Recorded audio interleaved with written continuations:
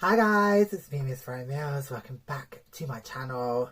We're still in January, we're still in lockdown, but I'm here and I've got another topic to talk about. So today I wanted to talk about mental health in the trans community.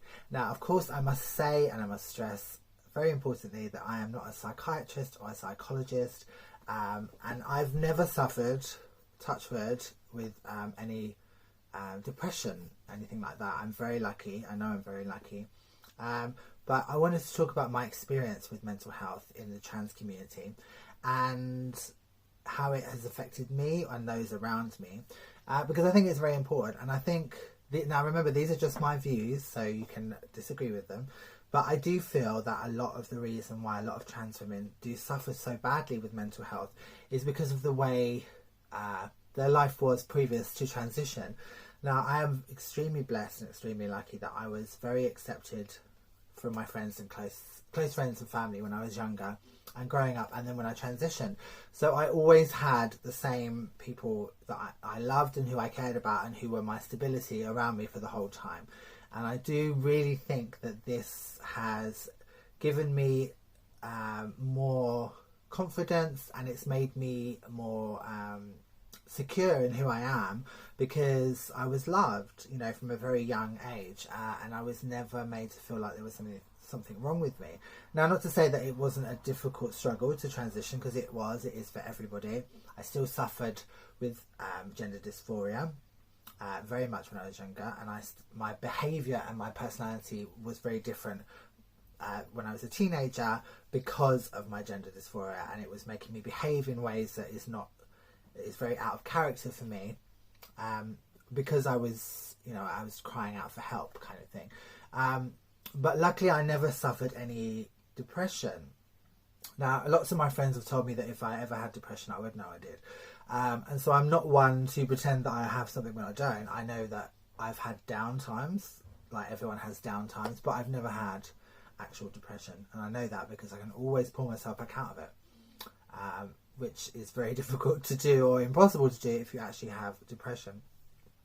Now, not to say that people who were kicked out of their family homes all have depression and cannot cope with life. I'm not saying that at all. I think there's certain people with a disposition for depression or clinical depression that they cannot control, and those events just trigger those feelings and those emotions. So I'm not saying that everybody who comes from a broken home, as it were, is going to have depression, but I'm just saying that I do feel that a big factor in trans mental health is the feeling of love and not being rejected, and being able to pursue one's life authentically with the love and support of the people that you hold most dear. And I know a lot of my friends still to this day struggle with their mental health and those feelings of abandonment and loss because they were not accepted by people that are really important to them. And so I just feel that it's really important that we need to support the people who are struggling with their mental health, because, you know, it's a very difficult thing to deal with. I have friends who have depression and have suffered, and I've been there as much as I can for them when they had their depression. I had a partner who had depression. I had to try and help him, and it's a very difficult thing to do, because you can only help so much, and a lot of the work has to come from the person themselves, and sometimes you trying to help is actually making things worse, or you're upsetting them, or you're annoying them. So it's a very difficult thing to deal with, but the most important thing is just make sure that they know that you're there, and to keep an eye on them, and to call on them, and to visit them, and make sure that everything is okay. So I just wanted to do this video and just kind of say that, you know, some of us are a lot luckier than others. I mean, I'm not saying that I sailed through my transition. I have issues in other areas that plagued me for a very long time, like especially my speaking voice.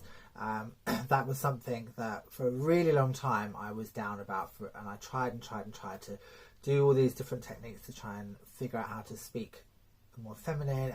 And it's very strange because I'm a singer, so I can sing in quite a big range, in a female range, and that almost as well, but for some strange reason I couldn't do my speaking voice, but I had to let it go.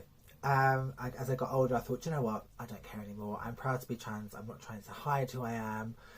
So just let it go, just forget about it. So that was my thing. That was the thing that that that and being tall were my things that were causing me issues and stuff. So we all have different things that we face as trans women that we have to get over. There are hurdles, and for a lot of trans women it's depression. So it's tough, it's a tough thing, but you need to make sure as much as possible that if you don't have your support network around you, that you need to find people that will become your support network. If you don't have the luxury of having family and friends already there, then you get to choose those people yourself. So choose wisely, and if you do have any friends who do have mental health, then make sure that you are in contact with them, make sure you call them, make sure you message them, make sure I know you can't see each other that well at the moment because of COVID, but we can still do video calls and we can still phone each other. It's really important to make sure that you're there for your friends who do suffer with mental health. Have a really good day, everyone. Lots of love, and I'll speak to you soon.